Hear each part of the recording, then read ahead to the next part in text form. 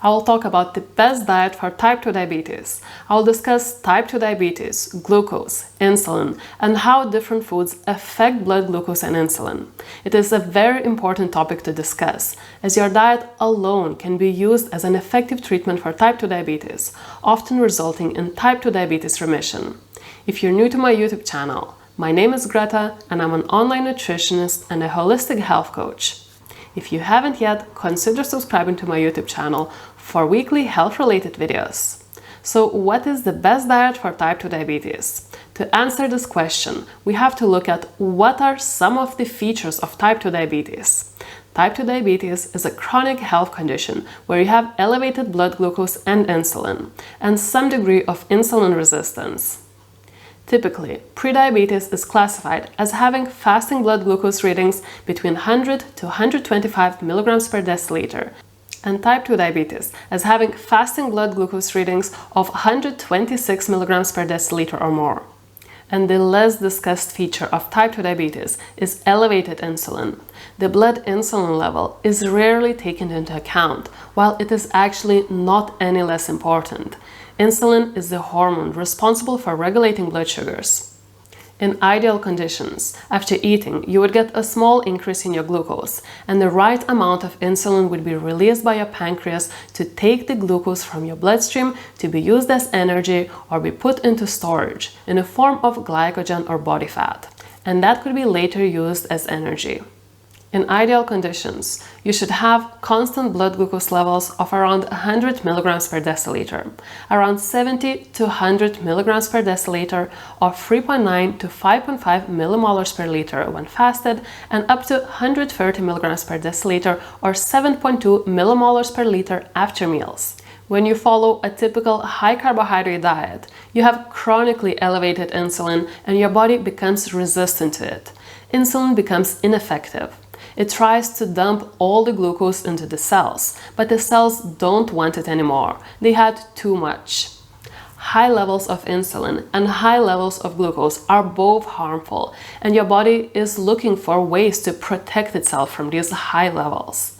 When your body can no longer cope with a high carbohydrate diet, your glucose gets elevated, and that's when you get diagnosed with prediabetes or type 2 diabetes. And you would be told by a doctor that once you get diabetes, it's irreversible, it's a progressive disease, and it's only gonna get worse with time. You would be told to go back home and keep eating rice. That will raise your blood glucose and insulin sky high. And then take your meds, metformin or insulin, to lower the glucose spike. Do this despite of the fact that these high levels of glucose and insulin are killing you. Or another option, prevent your glucose and insulin levels from going sky high in the first place. You do this by following the right type of diet. You see that glucose and insulin are not coming from nowhere. It comes from your food. Your diet has the greatest impact on your blood glucose levels. Each time you eat something that is high in carbs, sugar or starch, it breaks down into glucose in your body. This sugar then goes into your bloodstream. And you would think that high-carb foods are our only food option. We get our energy from carbs. There are no other food options, so you have to keep eating these foods. Everyone eats rice, pasta, potatoes, and bread, and these are our staple foods. Let's look at this from another perspective. We have traditional meals that are loaded with carbs. That must be what we're supposed to eat. Well, not really. These foods are our staples because they are cheap, have long shelf life, and are easily accessible, not because they're healthy for us. Our traditional meals are mostly created by mothers and grandmothers, experimenting in the kitchen, thinking only about how to prepare a large meal that tastes good and that can feed the whole family. The creators of these traditional meals did not take any nutrition classes, didn't think about the nutritional composition of foods, how closely does it match our nutrient needs, or how different cooking methods affect nutrient content. Eating has a very important purpose, putting something in your stomach just to be full. And Giving your body the materials it needs to rebuild itself and support its daily functions are two entirely different things. I'm not saying that all traditional meals are unhealthy, but definitely most of them are unhealthy, loaded with starch, sugar, and vegetable oils. We should be eating foods based on their nutritional composition and not the taste alone. These high-carb foods are the foods that raise your blood glucose, your insulin, cause insulin resistance and type 2 diabetes. In order to prevent diabetes or treat it after you've been diagnosed, the best diet for type 2 diabetes would be the one that omits all of these sugary or starchy foods. Foods like pasta, rice, potatoes, bread, and sugar. Of course, not all carbs are created equal. There's always the factor of being a natural whole food or being an ultra-processed refined food. But keep in mind that any sugar or starch, natural or processed, is it coming from a sugar-sweetened drink, rice, or a fruit? Sugar is still sugar. Any type of sugar can keep your blood glucose and insulin elevated, cause insulin resistance and type 2 diabetes. You should keep your daily carbs at no more than 50 grams of carbs a day.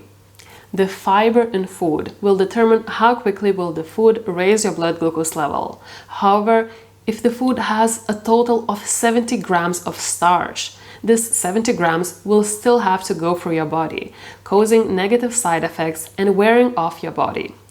High fiber, low sugar and starch carbs, such as non-starchy vegetables, are great for diabetics, and you should avoid the starchy ones, vegetables such as potatoes. To successfully treat type 2 diabetes, it's important to address all of these areas: high blood glucose, high insulin, and insulin resistance. And to not leave you confused about what can you eat, let's go over a few food examples that are suitable for type 2 diabetics. We will look at foods, their glycemic index, glycemic load, and insulin index score. Rice, high GI, high glycemic load, and high insulin index. White rice or brown rice, still not good for diabetics. Avocado, low GI, low glycemic load, low insulin index score. Foods such as salad, tomatoes, broccoli, cabbage, beef, chicken, cheese, berries are all great for type 2 diabetics. They are low GI, low glycemic load, and low insulin index score. If we would check our insulin levels early enough and notice that the insulin is too high, we would have way higher chances of preventing type 2 diabetes. This was my view on the best diet for type 2 diabetes. I hope you found it useful and learned something new. Don't forget to like this video and subscribe to my YouTube channel.